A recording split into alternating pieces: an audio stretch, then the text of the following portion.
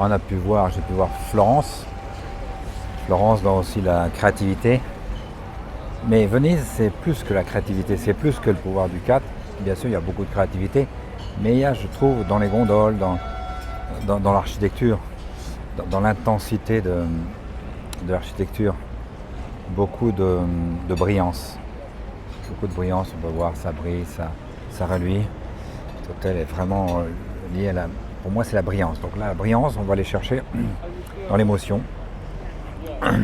On va chercher dans le pouvoir du 3 au pouvoir être reconnu par sa... Alors c'est plus son unicité, mais c'est vraiment sa capacité, sa compétence à être le meilleur. Alors le sol, ça va être dans le pouvoir du 8. Le pouvoir du 8 va être le sol. J'y arriverai, je serai le sol.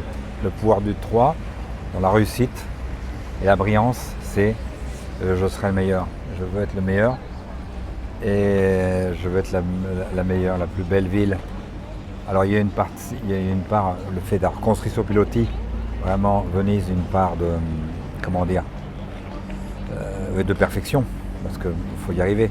Mais dans la couche superficielle, il y a beaucoup de brillance dans les places, les églises, tout est vraiment lumineux, spécialement la nuit. Certaines gondoles sont vraiment dans la brillance, voilà, on peut dire. Venise, la brillance, donc je vais l'illustrer avec le pouvoir du 3, la réussite et la brillance. Voilà ce que m'inspire Venise au petit déjeuner. Il est un peu tard déjà, mais ça m'inspire cette réflexion. Qu'en pensez-vous de la brillance et la réussite ?